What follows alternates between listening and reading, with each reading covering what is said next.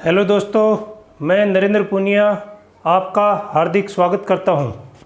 आज हम चर्चा को आगे बढ़ाते हुए बात करेंगे वीडी सावरकर पे, लेकिन उससे पहले कल का जो टॉपिक हमने चलाया है उसके अंदर कुछ एक कमियां रहेगी जिनकी वजह से आपके क्वेश्चन क्या हो सकते हैं, गलत हो सकते हैं। क्योंकि मैं किसी भी थिंकर के ऊपर क्लास चलाने के बाद में उसके 50, 60, 30, 40 क्वेश्चन को क्या करता हूँ, अटेम्प्ट करता हूँ, जिससे ये क्लियर हो जाए कि आपका क्वेश्चन गलत ना हो। तो आपके जो क्वेश्चन है गलत होने की संभावना कहाँ पे हो सकती है? एक तो खोट व्यवस्था, ये किससे रिलेटेड है? B.R. अम्बेडकर से रिलेटेड है, ये आपको ध्यान में रखना है। उसके बाद में वर्ग संघर्ष, यानी कार्ल मार्क्स से वो क्रांति के सिद्धांत पे क्या है, सहमत हैं, बट जो वर्ग संघर्ष है उस पर सहमत नहीं है, ये आपको ध्यान में रखना है। नेक्स्ट, जो देशात्मक जो शासन प्रणाली है और संसदीय जो शासन प्रणाली है, उसमें पार्लियामेंट को ये क्या करते हैं, वो अगर दोनों ऑप्शन होंगे तो आपको पार्लियामेंट को क्या करना है, ज़्यादा अहमियत देना है, यानी संसदीय शासन प्रणाली को ज़्यादा अहमियत देना है। उसके बाद में महार वतन प्रणाली, इससे संबंधित आपसे क्वेश्चन पूछा जा सकता है। ये क्या था? जैसे महार अगर किसी भी राजा रजवाड़े के रियासत के अंदर काम करता था, अगर वो महार कहीं पे ड्यूटी पे नहीं जा पाता था तो उसकी जगह पे दूसरा उसकी जगह व्यक्ति जाएगा, इस टाइप की व्यवस्था थी। और मूक नायक, ये भी क्या है, इनका एक न्यूज़पेपर था, यानी कि समाचार पत्र था। और इसके अलावा आपका पर्सन भीमराव अम्बेडकर से संबंधित कोई भी गलत नहीं होगा। अभी आज के टॉपिक पे, आज का टॉपिक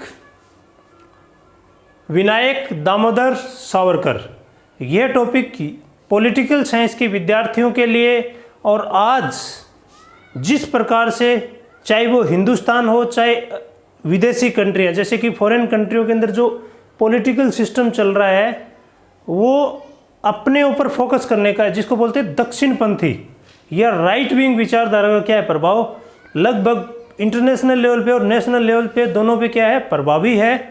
तो आपको इनके विचार आज के समय पे क्या है, काफ़ी प्रासंगिक है, यानी कि आज के हिसाब से क्या है, रिलेवेंस हैं।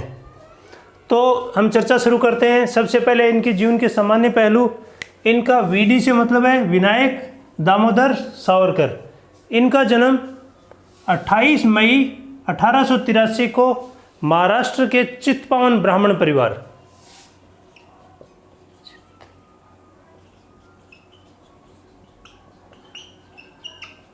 यानी चित्पावन ब्राह्मण फैमिली से कौन कौन रिलेटेड है? देखो, मैंने आपको पंडिता रमाबाई बताई, वो भी क्या थी, चित्पावन ब्राह्मण समाज से रिलेटेड थी। मैंने आपको बाल गंगाधर तिलक के बारे में बताया, वो भी चित्पावन फैमिली से संबंध रखते थे। उसके बाद में हमने महाराष्ट्र से संबंधित और कोई भी टॉपिक अभी कवर नहीं किया है, तो आगे हम देखेंगे। उसके बाद में हमने कर्नाटका का जो, वो उनसे संबंधित नहीं है। चलो अभी यहीं से हम शुरू करते हैं, थोड़ा आगे लेके चलते हैं। इनकी जो डेथ है वो 1966 में होती है। कहाँ पे? बम्बई में, महाराष्ट्र में ही होती है। तो अभी इनके जीवन के कुछ एक सामान्य पहलू, यानी कि ये क्वेश्चन तो नहीं पूछा जाएगा आपसे कौन से ब्राह्मण परिवार में हुई है, लेकिन एक सामान्य जानकारी आपको बताइए। अभी क्या है, इनके जीवन से संबंधित सामान्य पहलू। इनके जन्म के बाद इन्होंने जो प्रारंभिक शिक्षा है वो महाराष्ट्र में ही नासिक में की थी, और उसके बाद में जो उच्च शिक्षा है उसके लिए वो कहाँ पे गए, लंदन में। कहाँ पे गए? लंदन में गए। और लंदन में जो हिंदुस्तान हाउस था, हिंदुस्तान हाउस जो क्रांतिकारी गतिविधियों का क्या था, एक समय पे गढ़ था, जिसमें मैडम भीकाजी कामा, लाला हरदयाल, मदनलाल ढींगरा,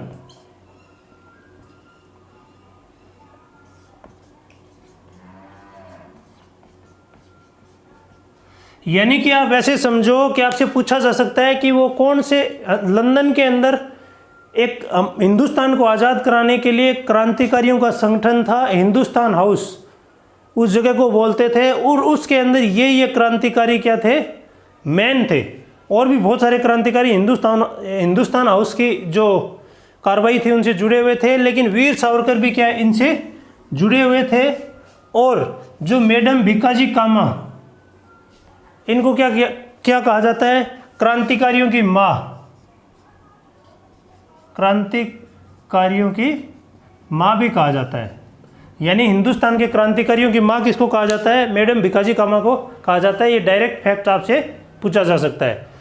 तो ये जो कार्रवाई है, जब लंदन में वो लॉ की पढ़ाई के लिए जाते हैं तो उससे पहले का एक केस होता है हिंदुस्तान के अंदर, यानी कि नासिक के अंदर एक कलेक्टर है जिनका नाम है फर्ग्यूसन। नासिक के अंदर एक कलेक्टर, यानी कि जो डीसी है, डिस्ट्रिक्ट कलेक्टर है, उसकी हत्या के मामले में इनको क्या, हत्या के मामले पे इस पे क्या होती है, शक की नज़र होती है। और इनका भाई इसकी डेथ में क्या होता है, शामिल होता है। और जो हथियार सप्लाई के मामले में क्या होता है, इनके ऊपर विनायक दामोदर सावरकर पर क्या होता है, इस पे शक होता है। इसीलिए 1910 में क्या होता है, इसको इसी केस में क्या कर लिया जाता है, यानी कि जब ये गिरफ्तार होते हैं उससे पहले जब भारत में आ रहे होते हैं तो इनको रास्ते में पकड़ने की कोशिश होती है। तो ये जहाज से, यानी कि एक तरह से ये समझो कि अब यहाँ से इनको गिरफ्तार करके लाया जा रहा था, तो ये क्या होता है, जहाज से कूद के भागने की कोशिश भी करते हैं और एक बड़ा अटेम्प्ट, यानी कि स्केप, अंग्रेजों की कैद से स्केप होने का प्रयास करते हैं। लेकिन अंग्रेज किसी भी तरीके से इसको क्या करते हैं, दबोचते हैं। और 1910 से लेके 1923 तक, या काफ़ी लगभग ये 25 साल तक अपना जीवन क्या है, ये जेल में ही बिताते हैं। आप ये समझो, इनकी जो सज़ा होती है इस केस में कितने साल की होती है, 50 साल की होती है। और इनको कौन सी जेल में रखा जाता है, cellular jail, Andaman Nicobar,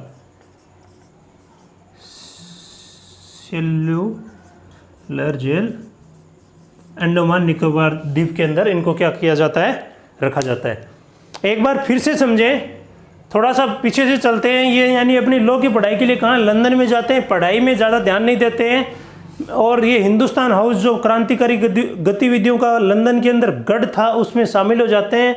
madam Bhikaji कामा, लाला हरदयाल, मदन लाल ढींगरा, इसी जो दल होता है इसी के क्या होते हैं, सदस्य होते हैं। और जो कलेक्टर फर्ग्यूसन है उनकी हत्या के आरोप में इनको क्या किया जाता है, 50 साल की, और यानी कि ब्रिटिश सरकार के खिलाफ कार्रवाइयों की वजह से इनको 50 साल की जेल होती है। कहाँ पे रखा जाता है, सेलुलर जेल, वो कहाँ पे है, अंडमान निकोबार में है, जिसको काला पानी भी कहते हैं।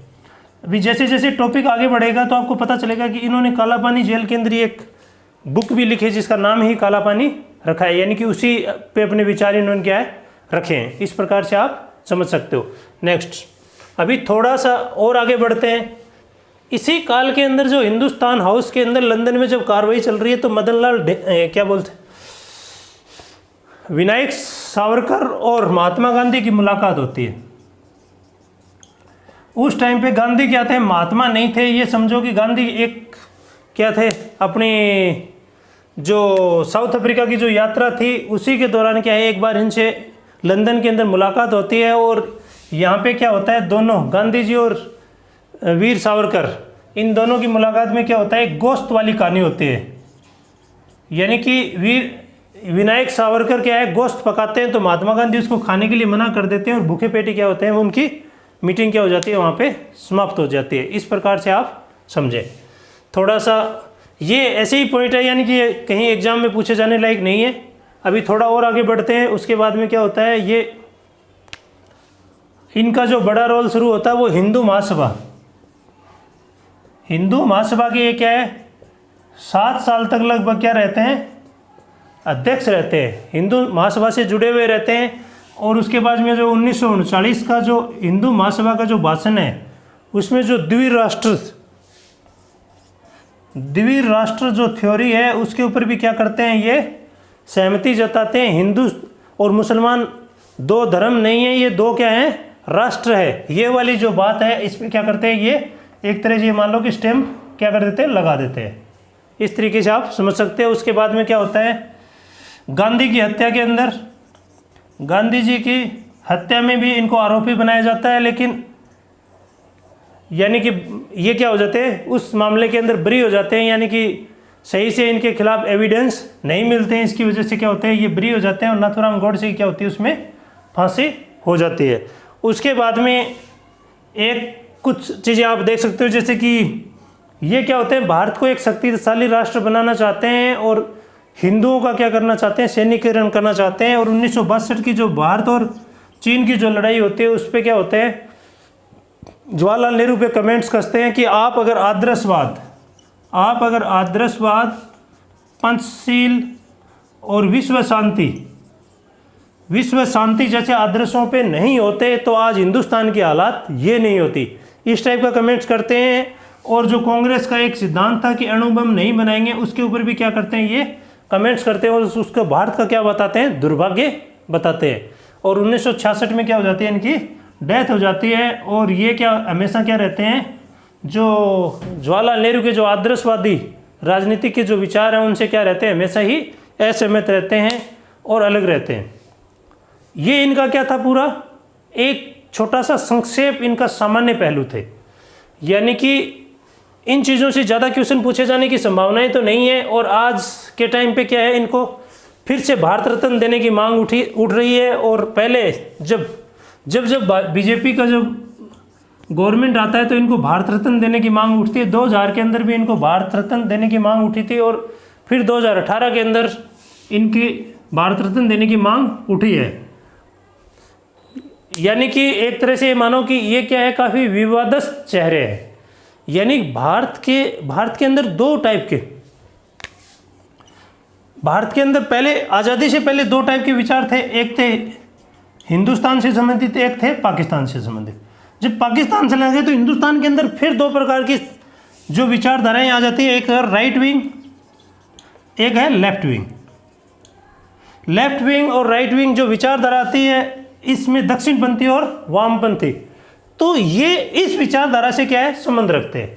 और ये विचारधारा पिछले 70 सालों में काफ़ी प्रयास करके किसी भी तरीके से क्या है, अभी इनकी जो सरकार चल रही है और सरकार भी काफ़ी मजबूत सरकार, यानी कि लोकतंत्र के अंदर जो बहुमत होता है उसी की क्या होती है, सरकार होती है। और आज बहुमत, एक बड़ा बहुमत किसके पास में है, राइट विंग के पास है। इस प्रकार से आप समझ सकते हो। और राइट विंग के जो प्राचीन काल से अगर आप सपोर्टर देखें तो इसमें क्या है, वीर सावरकर इनका एक तरह से मान सकते हो आप क्या है, बेस है।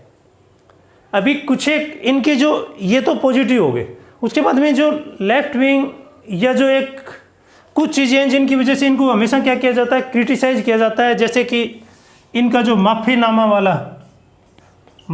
वाला जो विचार है, इन्होंने अंग्रेज़ों से कई बार क्या किया, अपने जो क्रांतिकारी जो विचार थे उनको त्यागने की और अपने को माफ़ करने की बात अंग्रेज़ों से बायलेटर लिखा है। यानी कि सेलुलर जेल के जो पत्राचार उनके रिकॉर्ड में भी उनके क्या है, उन चीज़ों में मिलता है। उसके बाद भगत सिंह की जो फांसी के अंदर जो, यानी कि फांसी कराने वाले जो वकील थे, यानी भगत सिंह के वकील और उसके अपोजिट में जो वकील थे, उसका कहीं ना कहीं रिलेशन किससे था, वीर सावरकर या विनायक सावरकर से था। इस प्रकार से कुछ फैक्ट मिलते हैं। इस तथ्य पे मैं 100% नहीं बोल सकता हूँ, लेकिन कुछ जगह पे क्या है, ये चीज़ें मिलती हैं। तो मैं आपको एक जनरल अवेयरनेस के तौर पे बताता हूँ। उसके बाद में महात्मा गांधी की हत्या,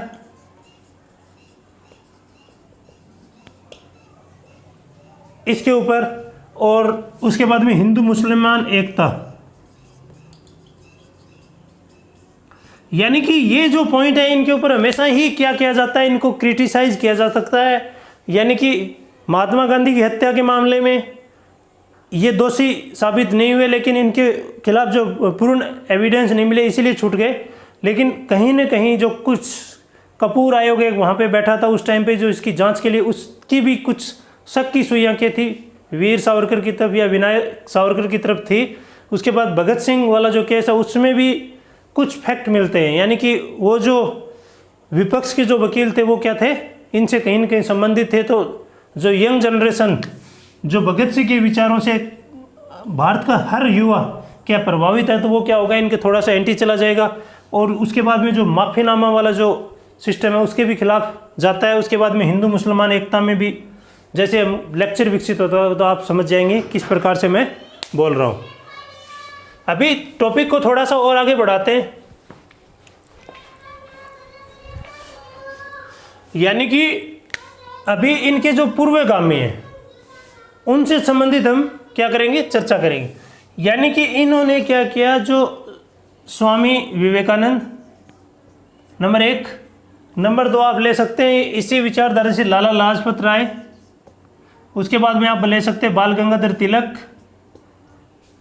इस टाइप के जो थिंकर थे, हिंदू राष्ट्र और हिंदुत्व की बात करने वाले, इन्होंने क्या है कुछ लेवल पे की है, लेकिन इन्होंने क्या किया, इनको एक तरह से मान लो कि सबको ऐड करके और सबसे एक विस्तृत हिंदूवाद की विचारधारा दी है। इस प्रकार से आप समझ सकते हो। नेक्स्ट, यानी कि इनका जो वीर विनायक सावरकर का जो बेस है वो क्या है, इनके विचार हैं, और इनके विचार के ऊपर इन्होंने क्या किया, इमारत खड़ा करने की कोशिश की है जिसका क्या हो, एक निश्चित शेप हो। इस टाइप से आप समझो।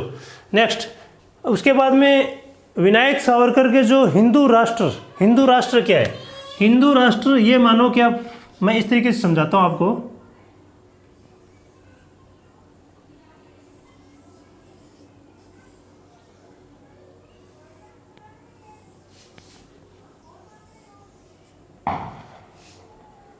यानी ये एक हल्का सा मैप बनाया है, यानी कि हिंदुस्तान का सर थोड़ा और, हमारा शीश थोड़ा और बड़ा कर देते हैं।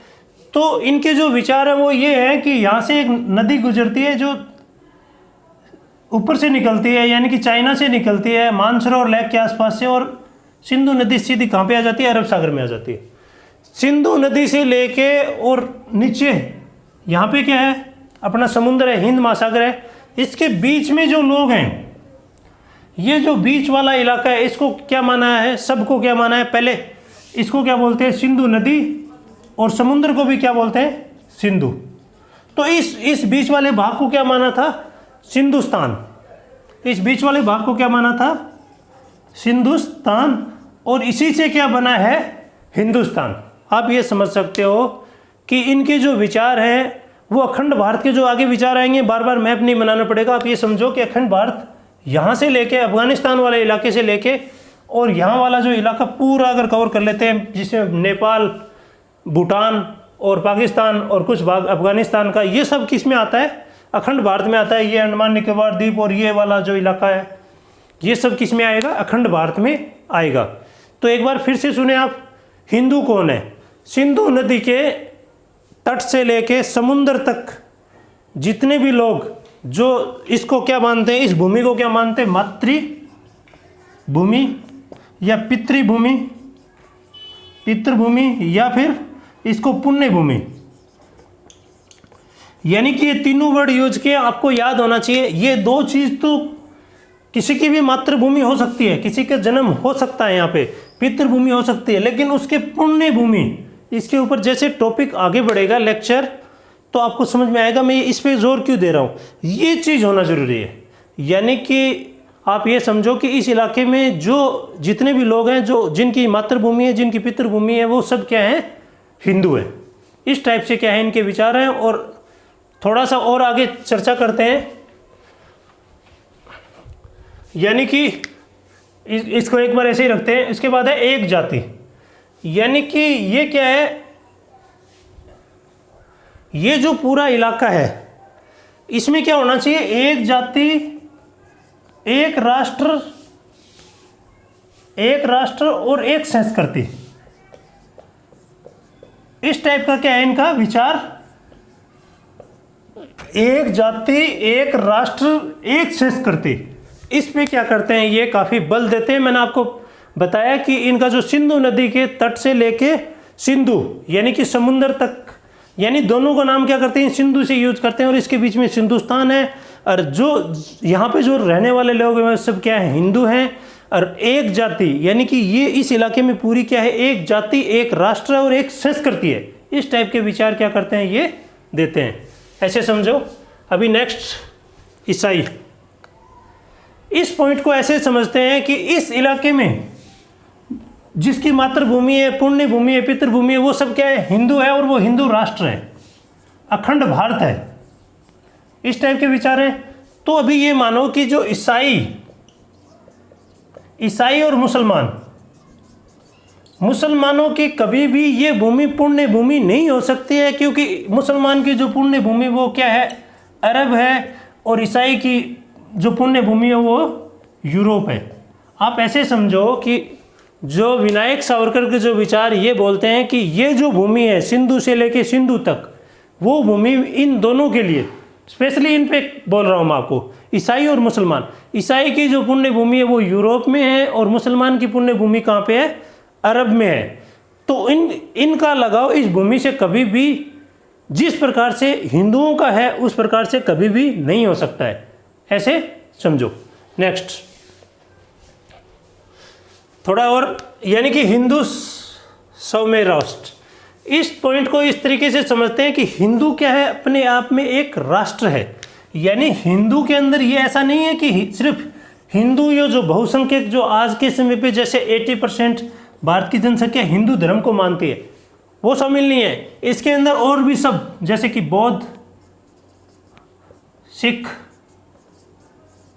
उसके बाद में जैन, लिंगायत, उसके बाद में आप ले सकते हो जैसे कि और भी कोई मत जो कि हिंदू धर्म से निकला हुआ है, वो सभी के सभी, जैसे कि बौद्ध हो गया, सिख हो गया, जैन हो गया, लिंगायत हो गया, इस टाइप के जितने भी पंथ हैं सब क्या हैं, ये ऐसा नहीं कि जो आज के समय पे जो हिंदू धर्म के अंदर 80% जनसंख्या वही हिंदू है। जो इस इलाके में, जो मैंने आपको सिंधु से सिंधु तक जो इलाका बताया, उस इलाके में जितने भी लोग रह रहे हैं सब क्या है, हिंदुस्तानी हैं, और वो क्या है, हिंदुत्व है। और हिंदुत्व के अंदर इन लोगों को भी क्या किया इन्होंने, शामिल किया। यानी कि इनकी अगर 10 पीढ़ी अगर हम पीछे जाएं तो सबके जो बीज है वो किस में मिलेंगे, सनातन धर्म। सनातन धर्म ही क्या है, हिंदुत्व की जड़ है। एक राष्ट्र, एक जाति, एक संस्कृति, इस टाइप के जो विचार है वो किसके हैं, विनायक सावरकर के हैं। थोड़ा सा और आगे बढ़ते हैं, टॉपिक को थोड़ा सा और ग्रोथ देते हैं, यानी कि हिंदू और मुसलमान के ऊपर। इनके हिंदू और मुसलमान पे विचार किस प्रकार से है, यानी ये हिंदू और मुसलमान की एकता पर क्या करते हैं, सपोर्ट करते हैं। लेकिन किस तरीके से बोलते हैं कि अगर मुसलमानों को हमारी आज़ादी के अंदर लड़ाई लड़नी है तो लड़े, नहीं लड़नी है तो मुसलमानों से भी मुकाबला करेंगे और अंग्रेज़ों से भी मुकाबला करेंगे। इस टाइप के जो विचार हैं वो किसके हैं, वीर सावरकर के हैं। इनका एक कथन है, वो कथन ही मैंने आपको अभी बोला है, फिर एक बार फिर सुने कि ये इस मामले पे ऐसे बोलते हैं कि अगर हिंदू और मुसलमान दोनों मिलकर आज़ादी की लड़ाई या स्वतंत्रता के लिए संघर्ष करना चाहते हैं तो अच्छी चीज़ है, करें। अगर लेकिन मुसलमान हमारा सहयोग नहीं करते हैं तो कोई बात नहीं, हम इनसे भी मुकाबला करेंगे और हिंदू राष्ट्र बनाने के लिए हम क्या करेंगे, स्वतंत्रता के लिए हमारी ब्रिटिश से भी लड़ाई करेंगे। इस टाइप से इनके विचार है। नेक्स्ट, यानी कि आप समझ सकते हो, मैं इस पर ज़्यादा कमेंट नहीं करूँगा। अखंड भारत जैसे मैंने बताया, सिंधु से लेके सिंधु तक जितना भी भारत है वो क्या है, अखंड भारत। इनके आज भी क्या है इसके, यानी कि जो हिंदू महासभा और आरएसएस का जो अखंड भारत वाला जो प्रोस्पेक्ट है वो आज भी क्या है, जिंदा है। और वो आज भी किस पे बल दे रहे, यानी कि वीर सावरकर का आप लास्ट वाला जो एंड वाला देखेंगे कि भविष्य का भारत, फ्यूचर इंडिया की बात करेगा तो भी वो किसकी बात करेगा, अखंड भारत की बात करेगा, जिसमें पाकिस्तान, अफगानिस्तान, नेपाल, भूटान और नीचे वाला जो अंडमान निकोबार द्वीप और उससे आगे वाला जो हल्का पूरा यानी कि बर्मा वाला जो इलाका, वो सब क्या होगा, इसमें कवर होगा। तो उसके बाद में आप अहिंसा पे विचार समझे। अहिंसा के ऊपर ये गांधी जी की जो अहिंसा थी उससे क्या होते हैं, हमेशा उसको क्रॉस करते हैं। कब तक, जब तक वो क्रांतिकारी फेस में रहते हैं। क्रांतिकारी फेस में रहते हैं तो गांधी जी से तो हमेशा ही इनका क्या, शुरू में वो जो आपको मैंने एक मीटिंग बताई थी हिंदुस्तान हाउस के अंदर जो खाना बना रहे थे, वो आप मान सकते हैं। गांधी जी से बाद का जो जीवन है इनका क्या है, काफ़ी आप समझ सकते हैं कि सामान्य पहलू में उनकी हत्या से संबंधित जो आरोप है वो भी किस पे लगे, इन्हीं पे लगे। तो ये क्या है, क्रांतिकारी हैं तो क्रांतिकारी अहिंसा, इसको तो सपोर्ट नहीं करेंगे। किस टाइप की, ये बोलते हैं हिंसा के मामले में हिंसा को एक तरह से क्या मानते हैं, क्रांतिकारियों का एक शस्त्र मानते हैं और इससे क्या है, भारत को आज़ाद कराने की कोशिश करते हैं। इस टाइप से आप समझ सकते हैं। नेक्स्ट, अणुबम।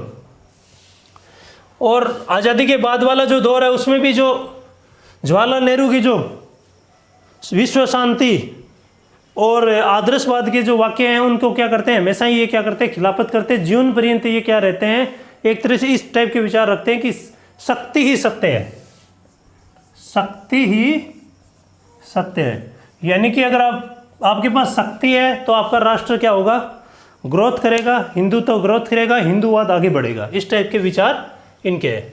नेक्स्ट, अभी हम बात करेंगे इनके सपनों का भारत। यानी कि इन्होंने इतने विचार दिए, इनकी काफ़ी राइटिंग भी है, यानी कि इनके वर्क भी काफ़ी हैं, वो भी आगे देखेंगे। सपनों के भारत में सबसे पहले दिया है जाति से संबंधित पॉइंट पकड़ा है मैंने, मेन कैचवर्ड। इससे क्या मतलब है कि बिना जाति, यानी कि जाति भेदभाव के, जाति लिंग धर्म इनके बिना भेदभाव के हर व्यक्ति, जो हर हिंदुस्तानी है उसको क्या है, राइट, यानी ये राइट पे बल देते हैं। राइट का मतलब अधिकार प्लस ड्यूटीज। ऐसा नहीं है कि आपके हर जाति, हर धर्म, हर लिंग को क्या है, बस बिना भेदभाव के राइट दे दिए। राइट नहीं, आपको साथ में ड्यूटी भी है। एक हिंदू राष्ट्र बनाने के लिए आपकी क्या होंगी, ड्यूटियाँ भी होंगी और साथ में क्या होगा, राइट भी होगा।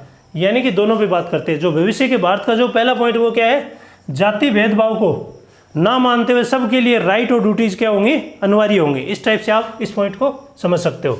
नेक्स्ट, अल्पसंख्यक। अल्पसंख्यक जो वर्ग है उनको क्या है, सपोर्ट किया जाएगा, लेकिन उनको सपोर्ट उतना ही किया जाएगा जितना इन्होंने राष्ट्र के निर्माण में योगदान दिया है। यानी उनकी योगदान के हिसाब से या इनका राष्ट्र के अंदर कितना पार्टिसिपेशन है उसके हिसाब से अल्पसंख्यकों को क्या किया जाएगा, सपोर्ट किया जाएगा। ऐसा नहीं है कि बहुसंख्यक हिंदू, बहुसंख्यक जो हिंदू हैं उनके हितों के साथ खिलवाड़ नहीं किया जाएगा। यानी कि इनका ऐसा नहीं है कि ये जो अल्पसंख्यक है इनको हम अलग से कुछ फैसिलिटी दे देंगे, नहीं, इनका जितना योगदान है उतना ही क्या मिलना चाहिए, इनको मिलना चाहिए। और बहुसंख्यक जो हिंदू है उनके हितों के साथ खिलवाड़ नहीं होगा। भविष्य का जो भारत होगा उसमें इस टाइप की कार्रवाई होंगी। नेक्स्ट, इनके भविष्य के भारत से नेक्स्ट पॉइंट पकड़ते हैं, कैसा बोलते हैं। उसके बाद में बोलते हैं स्वतंत्रता। जो आर्टिकल 19 है ना अपना संविधान का, आर्टिकल 19 में जो स्वतंत्रता लिखी है वही लगभग स्वतंत्रताएं, जैसे कि विचार, व्यक्ति, संगठन बनाने की, इस टाइप की जो स्वतंत्रता वो क्या करते हैं, सभी नागरिकों को प्रदान करते हैं। लेकिन शर्त, हर चीज़ पे क्या शर्त है, शर्त क्या है, राष्ट्रवाद, हिंदू राष्ट्रवाद या देश की एकता और अखंडता, इसके साथ समझौता नहीं किया जाएगा। इस टाइप से आप समझ सकते हो। सेम भारत के संविधान में भी इसी टाइप की चीज़ें लिखी हुई हैं। नेक्स्ट बात करेंगे हम, आर्टिकल 19 वाला हो गया आर्टिकल 44, यानी कि ये समान नागरिक संहिता। कल मैंने आपको भीमराव अंबेडकर साहब के बारे में बताया था, वो भी समान नागरिक संहिता पे बात करते हैं। ये भी क्या करते हैं, सभी धर्म, जाति, लिंग सब के लिए समान नागरिक संहिता की क्या करते हैं, वकालत, जो कि भारत के संविधान किसमें है, आर्टिकल 44 के अंदर है। समान नागरिक संहिता की बात करते हैं, यानी यूनिवर्सल सिविल कोड। इस पे भी क्या करते हैं ये भविष्य के भारत में, यानी कि क्या होगा, भविष्य के भारत में सबके लिए समान कानून होगा। इस टाइप से आप समझ सकते हो। नेक्स्ट, प्राइमरी शिक्षा, यानी कि जो प्राथमिक शिक्षा है, प्राइमरी एजुकेशन सबके लिए अनिवार्य होगी और वो क्या होगा, फ्री होगी, निःशुल्क होगी। यानी प्राइमरी शिक्षा कंपलसरी एंड फ्री उपलब्ध होगी भविष्य के भारत में। योग्यता वाला पॉइंट ऐसे समझें आप कि इनका योग्यता से मतलब ये है कि कंपटीशन होगा और वो भी फेयर होगा, और योग्यता के हिसाब से ही क्या किया जाएगा, व्यक्तियों को क्या किया जाएगा, यानी कि सरकारी नौकरियों में और जो भी सुविधाएं जो उपलब्ध कराई जाएंगी वो योग्यता के हिसाब से कराई जाएंगी। ऐसा नहीं है कि आरक्षण व्यवस्था, यानी कि आप यहाँ पे समझ सकते हो आरक्षण व्यवस्था को क्या करते हैं, ये कट करते हैं। और फिर कंपटीशन यानी कि यहाँ पे योग्यता वाले पॉइंट से कंपटीशन वाला पॉइंट समझ लो, चाहे तो आप ये समझ लो कि ये हो जाते हैं यहाँ पे उदारवादी। उदारवादी भी कौन से, जो नकारात्मक उदारवादियों की श्रेणी में ये क्या करते हैं, आ जाते हैं। पॉलिटिकल साइंस के अंदर ऐसे जो विचार होते हैं कि योग्यता के लिए फ्री छोड़ दो, वो किस में आते हैं, नकारात्मक उदारवाद। यानी आप एक पॉलिटिकल साइंस के छात्र होने के नाते ऐसे शब्दों में आपका क्या होना चाहिए, हमेशा हाथ आसान होना चाहिए, यानी आपका दिमाग क्या होना चाहिए, बिल्कुल क्लियर होना चाहिए। नेक्स्ट, भाषाई अल्पसंख्यक। भाषाई अल्पसंख्यकों के ऊपर इनके विचार ऐसे हैं कि जो भाषाई अल्पसंख्यक है उनको उनकी भाषा का, संस्कृति का विकास करने का अधिकार दिया जाएगा और सरकार उनकी क्या कर सकती है, मदद कर सकती है। लेकिन बात वही कि जो बहुसंख्यक जो भाषा है उनके साथ में उनके हितों से क्या है, खिलवाड़ नहीं होना चाहिए। उनको संरक्षण मिले लेकिन उनके साथ क्या होना चाहिए, खिलवाड़ नहीं होना चाहिए। इस टाइप के विचार भविष्य के भारत में होंगे। नेक्स्ट पॉइंट जो कि इनके भविष्य के भारत से संबंधित लास्ट पॉइंट है वो है, यानी कि जो भारत की जो लिपि होगी वो कौन सी होगी, नागरी लिपि। राष्ट्रीय लिपि नागरी, राष्ट्रीय भाषा हिंदी और देव भाषा संस्कृत। भविष्य के भारत के अंदर क्या होगा, भविष्य जो वीडी सावरकर का जो भविष्य का भारत है उसमें क्या है, लिपि क्या होगी, हमारी राष्ट्रीय लिपि होगी नागरी, राष्ट्रीय भाषा हिंदी और देव भाषा संस्कृत होगी। भविष्य के फ्यूचर इंडिया के अंदर बात कर रहा हूँ, ये फ्यूचर इंडिया क्या होगा, इस टाइप से होगा। ये आप क्या कर सकते हो, समझ सकते हो। तो ये जो पॉइंट बताए मैंने आपको, कुछ एक आजकल हिंट के तौर पे मैं यहाँ पे लिख देता हूँ जिससे आपका टॉपिक में से कुछ भी छूटे ना। यानी मेरा उद्देश्य ये है कि आपको सफलता मिले, और सफलता तभी ही मिलेगी जब आप किसी भी टॉपिक के बारे में कंप्लीट उसका निष्कर्ष समझते हो, आपकी सोच क्या हो, एक समग्र विचार आपका बना हो। यानी जब तक आपका समग्र विचार नहीं बनेगा तब तक आप क्या है, किसी भी टॉपिक को हैंडल नहीं कर सकते। अभी थोड़ा सा और आगे देखते हैं, इसकी राइटिंग देखते हैं। यानी 1857 भारत स्वतंत्रता संग्राम किताब किसकी है, वीडी सावरकर की है। उसके बाद में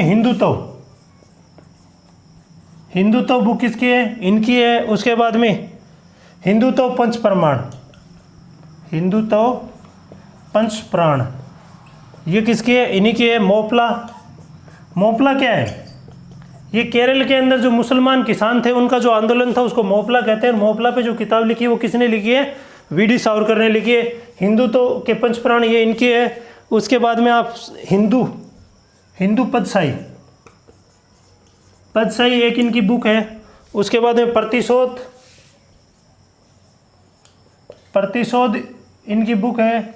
उसके बाद में एक और इम्पोर्टेंट बुक है जो ध्यान देना है, सिखों का स्फूर्तिदायक इतिहास। यानी कि सिखों के इतिहास से संबंधित, यानी सिखों का इतिहास क्या है, एक एनर्जी देने वाला है। इस टाइप की एक बुक क्या है इनकी, स्फूर्तिदायक इतिहास बोलते हैं। प्रतिशोध इनकी बुक है। उसके बाद में हिंदू पदशाही इनकी बुक है। मोपला है, हिंदुत्व पंच प्राण है। उसके बाद में 1857 और हिंदुत्व। यानी कि आप सोच सकते हो इनकी जो किताबें आपको कैसी मिलेंगी, हिंदू धर्म से, हिंदू राष्ट्र, इस टाइप से संबंधित ही मिलेंगी। तो आज हमने एक राइट विंग के जो विचारधारा है, राजनीतिक चिंतक है, उनके बारे में चर्चा की है।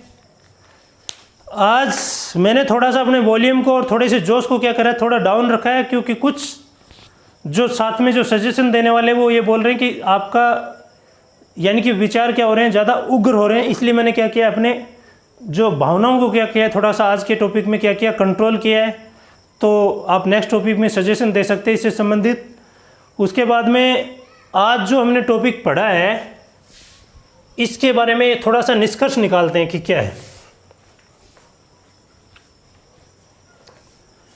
इसका निष्कर्ष ये है कि अगर विनायक सावरकर से संबंधित कोई भी क्वेश्चन आएगा तो क्या आएगा कि आज के टाइम पे वो रिलेवेंस क्यों है, इस टाइप का प्रश्न पूछा जा सकता है। या आजकल वो राजनीतिक चर्चाओं में रहते हैं इसलिए आपसे प्रश्न पूछा जा सकता है। प्रश्न ज़्यादातर आपसे क्रिटिकल एग्जामिन वाला यानी आलोचनात्मक परीक्षण वाला प्रश्न आपको सब्जेक्टिव में मिल सकता है। ऑब्जेक्टिव में आपको हमेशा कैसा प्रश्न मिलेगा, ऑब्जेक्टिव में इनकी जो ये वर्क है इनसे संबंधित मैच द फ्लोइंग में मिल जाएगा। उसके बाद में इनका जो क्रांतिकारी संगठन जिससे इनका संपर्क था वहाँ से प्रश्न उठ सकता है। उसके बाद में ये जो 1962 में या स्टेटमेंट बेस पे या मैच द फ्लोइंग में आपको इससे क्या है प्रश्न पूछा जा सकता है। तो मैं आपको अगर इस टॉपिक से संबंधित अगर कुछ भी रहा होगा तो नेक्स्ट जो कल का टॉपिक होगा उसमें क्या करेंगे, फर्स्ट में उसको क्या कर लेंगे, ऐड कर लेंगे। ये एक भारत के जो राइट विंग के मेन थिंकर उनके बारे में हमने चर्चा की, इनका योगदान भी क्या है भारत की स्वतंत्रता में है। इस तरीके से आप समझ सकते हो। ओके, जय हिंद।